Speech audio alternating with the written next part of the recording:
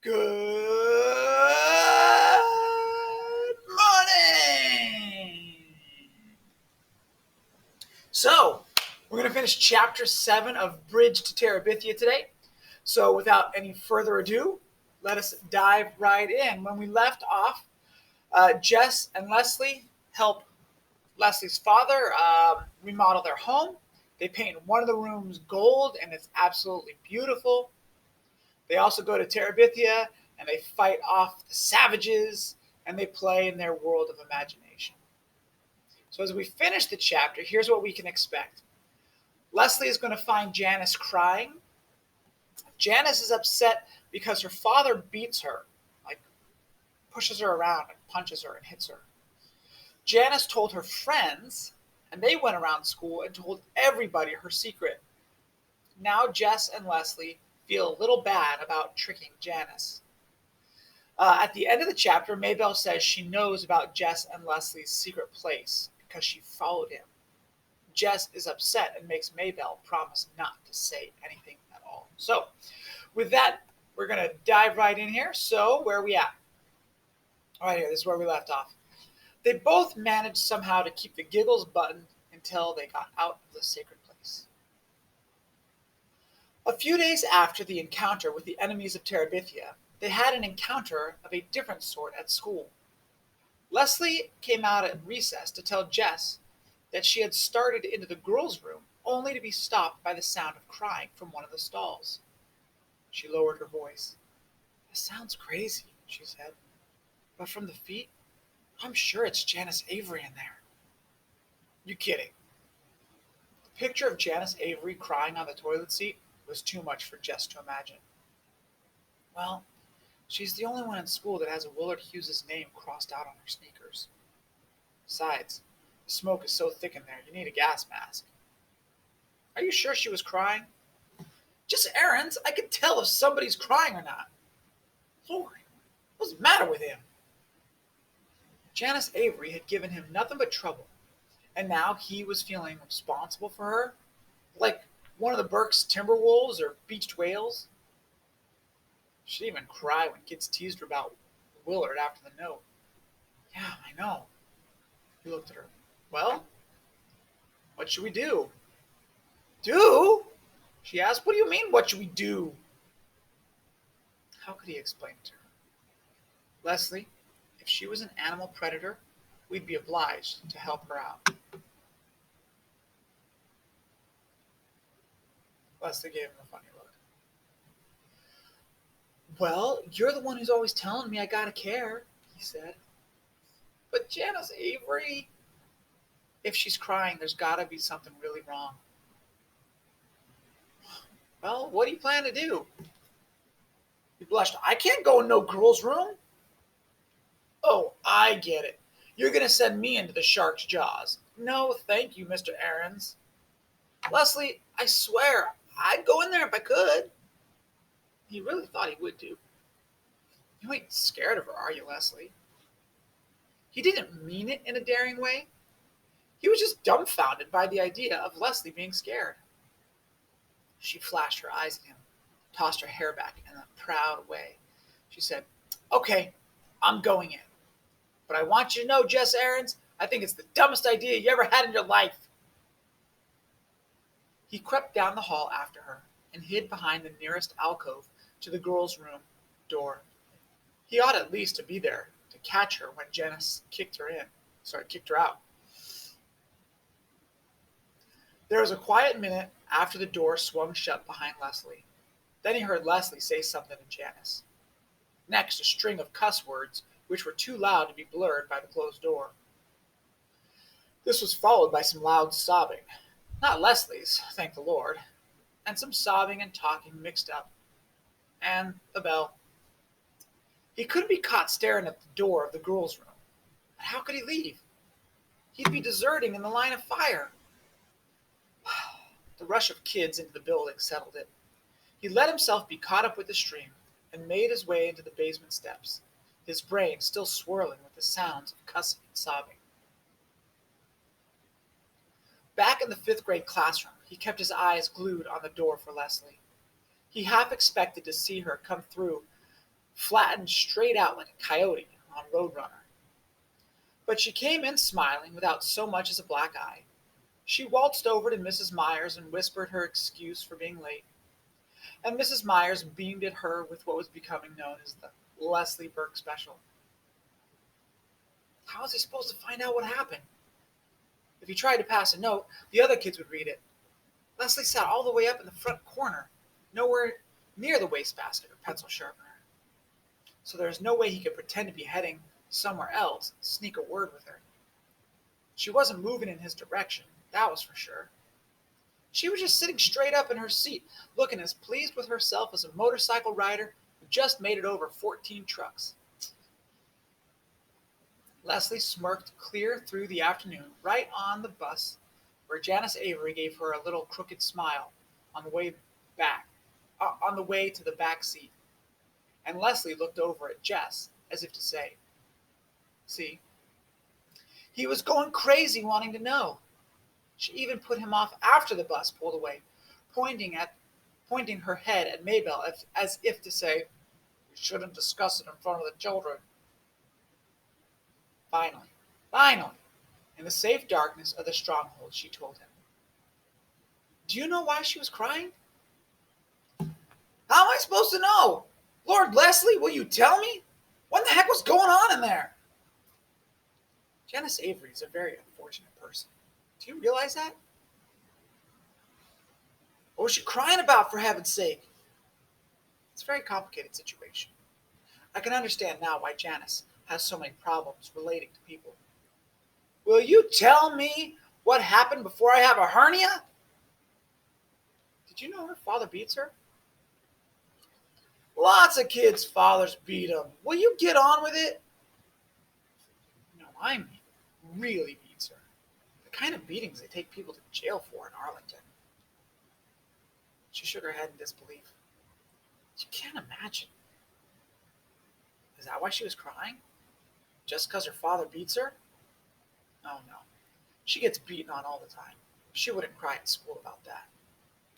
Then what was she crying for? Well, Lord, Leslie was loving this. She'd string him out forever. Well, today she was so mad at her father that she told her so-called friends Wilma and Bobby Sue about it. Yeah? And those two, she looked for a word vile enough to describe Janice Avery's friends and found none. Those two girls blabbed it all over the 7th grade.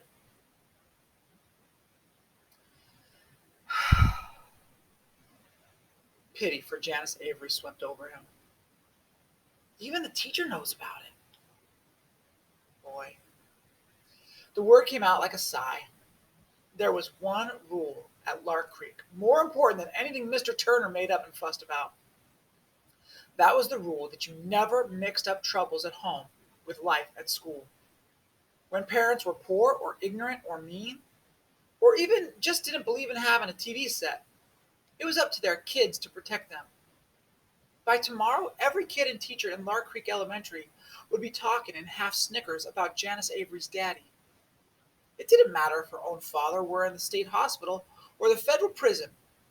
They hadn't betrayed theirs. Janice had. Do you know what else? What? I told Janice about not having a TV and everyone laughing. I told her I understood what it was like to have everyone think I was weird. What'd she say to that? She knew I was telling the truth. She even asked me for advice, as if I was Dear Abby. Yeah? I told her just to pretend she didn't know what on earth Wilma and Bobby Sue had said, or where they had got such a crazy story, and everybody would forget about it in a week. She leaned forward, suddenly anxious. Do you think that was good advice? Lord, how should I know? Make her feel better? I think so. She seemed to feel a lot better. Well, it was great advice then. She leaned back, happy and relaxed. Know what, Jess? What? Thanks to you, I think I now have 1.5 friends at Lark Creek School. It hurt him for it to mean so much to Leslie to have friends. When would she learn that they weren't worth her trouble? Oh, you've got more friends than that. Nope, one and a half. Monster Mouth Myers doesn't count. There in their secret place, his feelings bubbled inside him like a stew on the back of the stove. Some sad for her lonesomeness, but chunks of happiness too. To be able to be Leslie's one whole friend in the world, as she was his. He couldn't help being satisfied about that. That night, as he started to get into bed, leaving the light off so as to not wake the little girls, he was surprised by Mabel's shrill little, Jess! How come you're still awake? Jess, I know where you and Leslie go to hide. What do you mean? I followed you. He was at her bedside in one leap. You ain't supposed to follow me. How come? Her voice was sassy. He grabbed her shoulders and made her look him in the face. She blinked in dim light like a startled chicken. You listen here, Mabel Aarons, he whispered fiercely. I catch you following me again, and your life ain't worth nothing. Okay. He slid back into bed. Boy, you're mean. I ought to tell Mom on you. Look, Mabel, you can't do that. You can't tell Mom about where me and Leslie go. She answered with a little sniffing sound.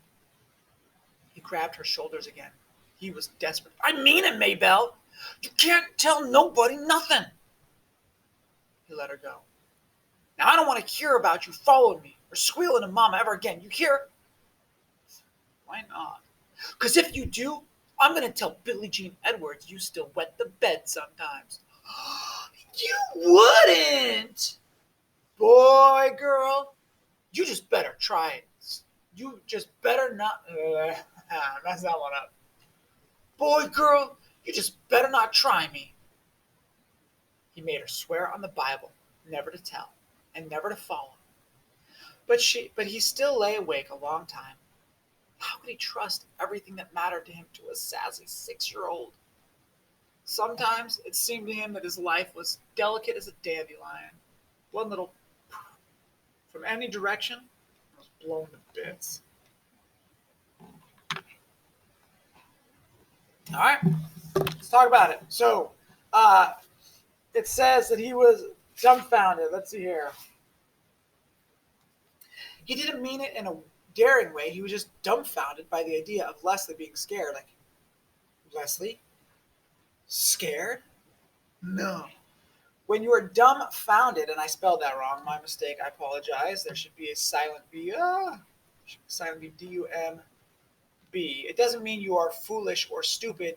It means you are surprised as if you're stupid and you can't talk. You're like, dumbfounded. You are being found dumb because you're so surprised.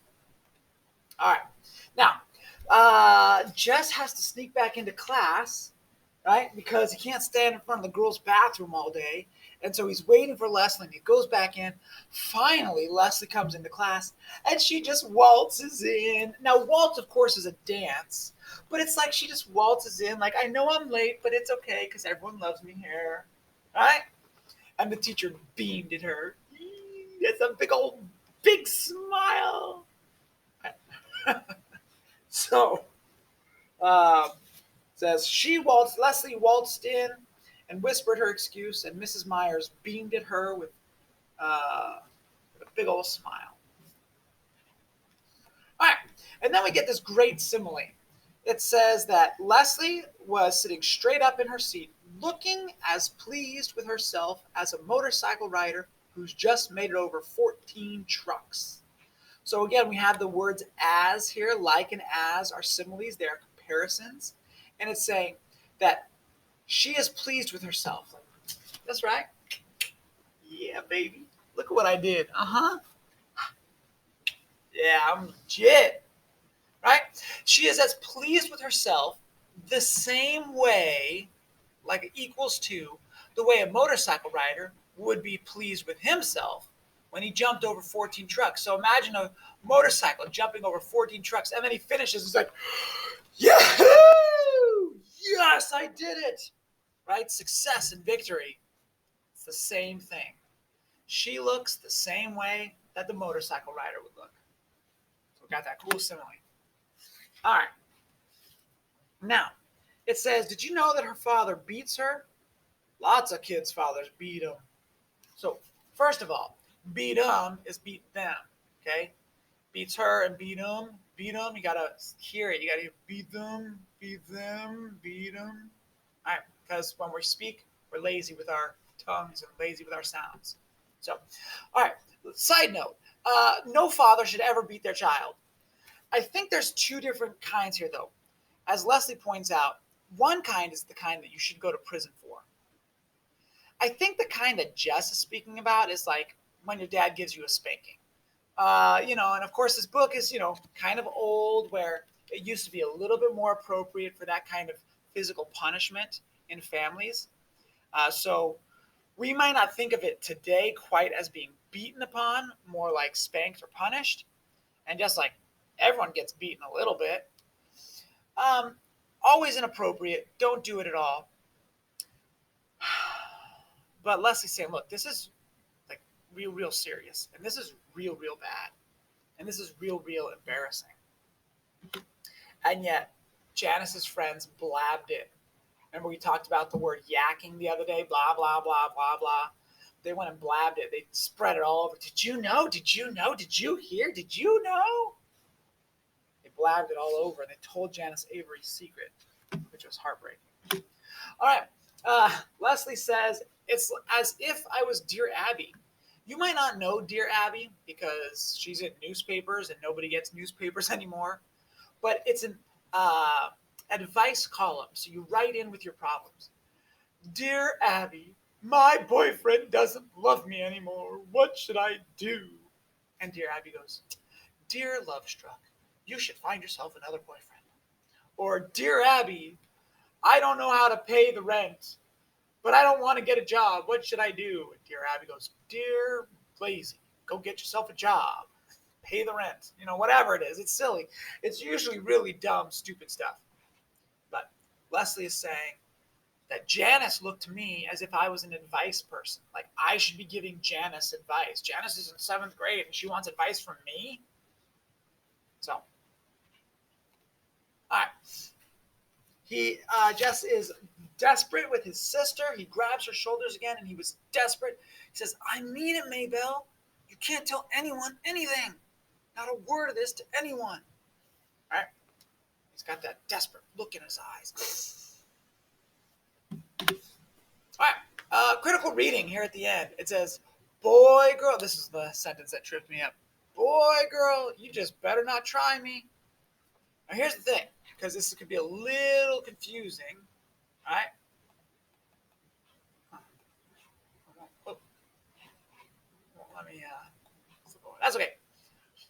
So, boy, girl, if you're reading this, kind of quickly, and you're not paying attention, you might read, boy, girl, you just try me. And you're like, boy, girl? What's a boy, girl? I never heard of a boy, girl. And he's using boy here the same way he uses Lord in this book, like Lord or boy, like that drawn out kind of placeholder, like kind of thing, like. So he's speaking to his girl sister, and he's saying, listen, girl, pay attention, girl. You, girl, better not try me. So he's not saying boy, girl. So we got to hear how it will be pronounced. We got to listen to how Jess is going to say it. And he's going to say it something like, boy, girl, you better not try me. It's not boy, girl. All right. Last thing here. Why do you think Jess is so upset about Mabel following him? Why is this so important to him? Thinking face. Well, of course, it's because Terabithia is his own special secret place. With Leslie, of course. The time Jess spends with Leslie and Terabithia is the best time of his life. It is his happy, secret joy. And if Mabel tells people about it, they might make him stop going, or they might ruin it for him. We might remember how Mama treated him when he was painting the other day. She says, what are you doing sitting around doing nothing? He's like, I'm not doing nothing. I'm painting. Mama doesn't value it. Mama might not value him playing in the woods with a girl in a made up imagination world. We know that Dad's pretty practical. Dad doesn't want him drawing and kind of says mean things about the drawing. And so if Dad finds out he's playing in the make believe world, his father might be like, no son of mine is going to go play pretend with some sissy little girl. So it's important that it remains a secret. Don't tell anyone. And he's afraid Mabel is going to say something. You shouldn't even know about it. This is my special thing. That's why he's so upset. All right. I think that finishes it up for us, ladies and gentlemen. Yeah. Janice Avery is upset because her friends betrayed her and told her secret all over school. Now Janice and Leslie are kind of friends. Leslie says, I have one, Jess, and a half, Janice Avery, friends. 1.5. All right. Mabel knows about Jess and Leslie's secret place, and Jess is really upset about that. Okay, that's all for now. So that's the end of chapter 7. Good job, everybody.